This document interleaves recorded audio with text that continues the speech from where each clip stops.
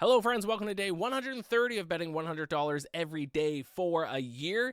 Losing day yesterday, a little bit of bad luck, to be honest. 1-3 for a loss of $44.50. We suffered the same fate in Wild Avalanche as we did the last time these two teams played. This time it was 2 goals scored in the last 3 minutes of the game.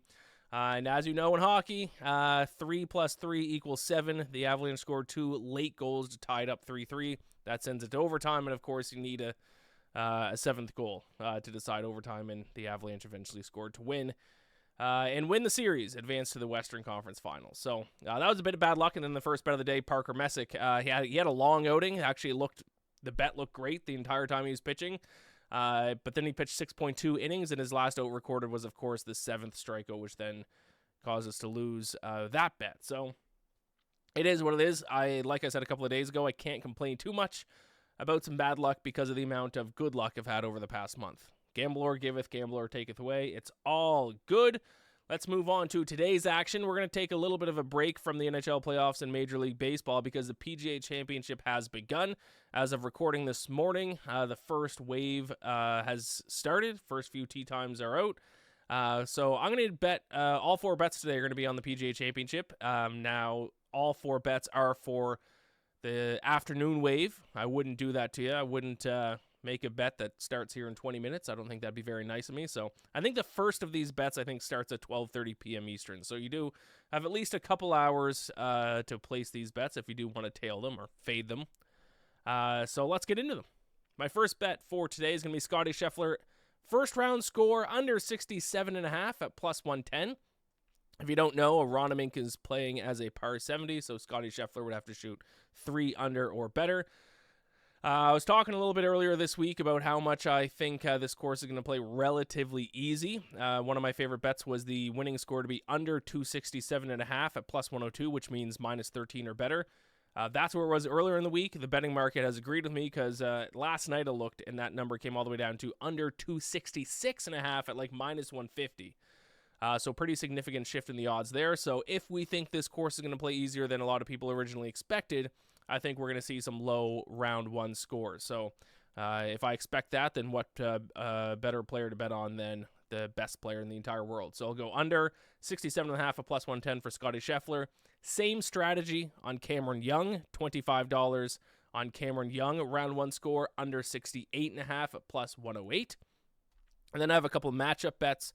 We're going to do $25 on Russell Henley, minus 126 against Justin Rose. I think it's probably going to be a generally good strategy to just fade Justin Rose as much as possible. As we all know, he switched to McLaren clubs for some reason 2 weeks ago.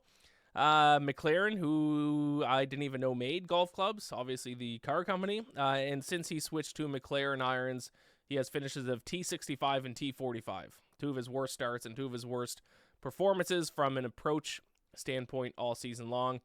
The reason why I'm going to take Henley in this matchup against Justin Rose is I feel like Henley is a very high floor player. He might not go out and shoot, 5 under or whatever, but I think the worst version of Russell Henley is still going to be good enough to beat Justin Rose with his McLaren iron. So I'll take Russell Henley minus 126. And then my favorite bet of the day, $25 on Rasmus Hojgaard minus 102 against Michael Block and Dustin Johnson. To me, this is crazy. We're getting minus 102 odds on Rasmus Hojgaard here, who is the only legitimate golfer in this group. Hojgaard, to be fair, hasn't had his best stuff this season, but this is just a fade of Michael Block and Dustin Johnson. First of all, let's start with Michael Block, I guess. Yeah, he finished T15 in the 2023 PGA Championship. He's played in 12 professional tournaments since then. He's missed the cut in 11 of them. The only time he did make the cut since that storied PGA Championship was at the ISPS Handa Australian Open, which is a DP World Tour, like a minor DP World Tour event back in 2023. He made the cut there. So Michael Block stinks. I'm sick of hearing about him. I hope he stops qualifying for the PGA Championship because I'm sick of this story coming up every year. But there's no way he can beat Rasmus Hojgaard today. And then there's Dustin Johnson, who's been a shell of himself since joining LIV. Made the cut at just 6 of his last 10 majors. He hasn't finished inside the top 15 in his last 4 starts on the LIV. And some boots on the ground reporting, he was all over the place in his practice rounds this week as well. So this is, to me, the biggest no-brainer bet of the bunch. Rasmus Hojgaard minus 102 to beat Michael Block and Dustin Johnson.